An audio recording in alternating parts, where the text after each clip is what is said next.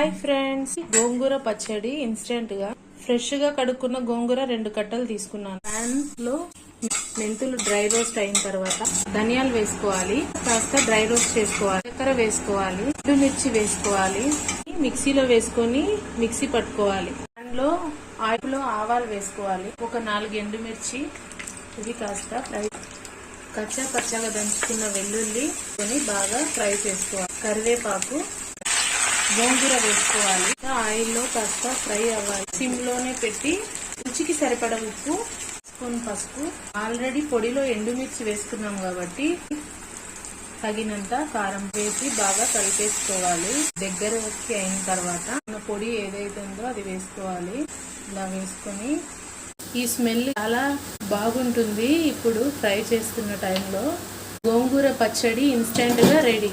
Please like and subscribe our YouTube channel Goldie.